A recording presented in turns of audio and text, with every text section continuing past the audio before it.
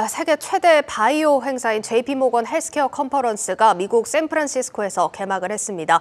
국내 대표 제약 바이오 기업들 대거 참석을 했는데 시장에서 기다리는 빅딜이 나올지 관심입니다. IT 바이오부 고영욱 기자와 함께 이 내용 다뤄보겠습니다. 고 기자, 일단 JP모건 헬스케어 컨퍼런스 많이들 들어보셨겠지만 이게 정확히는 어떤 행사인지부터 좀 정리를 해주시죠. 네, 2015년 한미약품 그리고 2018년 유한양행, 2022년 ABL 바이오의 조단위 기술 수출 아마 기억하실 겁니다. 예, 말 그대로 빅딜이었죠. 그렇죠. 예, 우리나라의 이제 바이오주 투자 열풍을 이끌었었는데 이 계약들의 단초가 JP모건 헬스케어 컨퍼런스에서 마련됐습니다. JP모건 헬스케어는 다른 이제 얼마 전에 막을 내린 CES처럼 대규모 전시회를 여는 건 아니고. 행사장이나 호텔 등을 나눠서 이제 연구 성과를 발표하고 기업들 사이에 계약을 논의하는 그런 자리입니다. 쉽게 말해서 이제 진짜 돈 얘기가 오가는 곳인데요. 실제로 이번 행사 개막에 맞춰서 이탈리아 제약사 키에시가 아일랜드 희귀질환 전문 제약사 엠니파마를 우리 돈 1조 8천억 원가량에 인수한다고 발표하기도 했습니다.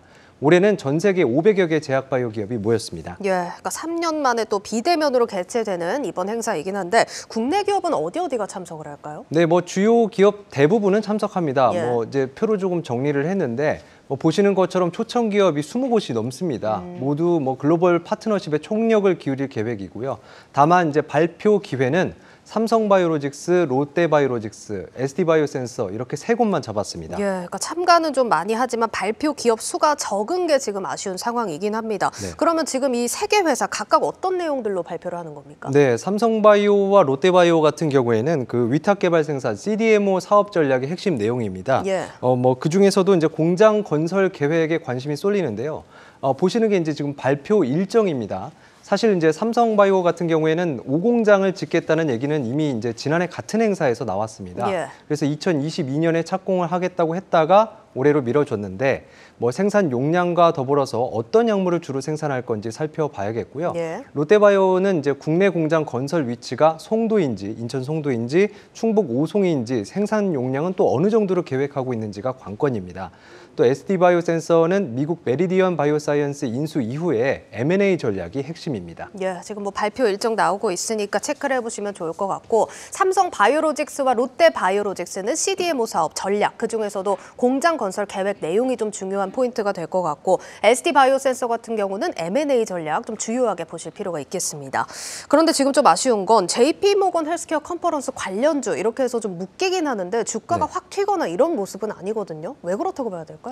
네, 이걸 궁금해서 증권가에 이제 확인을 해봤는데 참가 기업이 워낙 많다 보니까 이렇게 큰 의미를 둘 수 없다는 게 증권가의 분석이고요. 특히 이제 JP모건 헬스케어 같은 경우에는 이제 주요 임상 결과가 발표되는 게 아니라 대부분 이제 투자 미팅이 이제 주를 이루는 행사여서 실제 빅딜 성사 여부가 중요하다고 입을 모았습니다. 오히려 행사가 끝난 후가 더 중요하겠네요. 네, 그럴 수 있는 거죠. 이제 기대감만으로 특히 이제 지금 현재 상황이 주가가 움직이기 힘든 시장 분위기도 한몫을 하고 있습니다. 미국의 경우에는 헬스케어 섹터가 경기 방어주로 분류가 돼서 요즘 같은 시기에 지난밤에는 조금 이제 떨어지긴 했지만 요즘 같은 시기에는 좀 주가도 오르고 배당도 많이 하는데 우리나라는 성장주로 분류가 되지 않습니까? 그럼 거시경제 상황 영향을 좀 많이 받겠네요. 그렇죠. 그게 중요합니다. 이제 대표적으로 이제 할인율을 좌우하는 금리가 주요 변수인데요.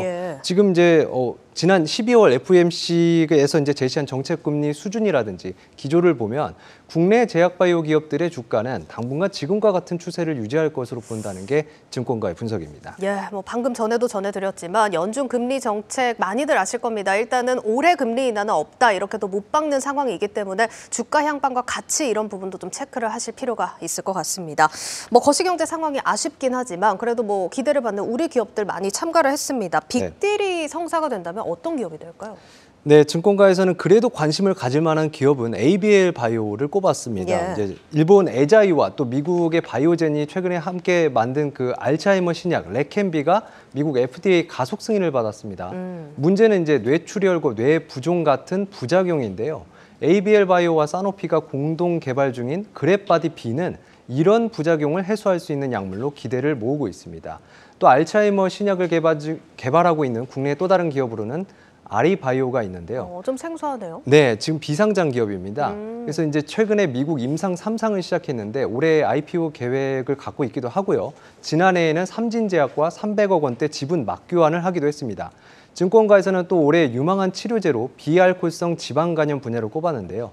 국내에선 한미약품과 유한양행, LG화학 등이 개발에 도전하고 있습니다. 예, 지난해 우리 제약 바이오 기업들 기술 수출 규모가 정말 말 그대로 반토막이 났었습니다. 올해는 좋은 성과 있길 기다려보겠습니다. IT바이오부 고영국 기자였습니다.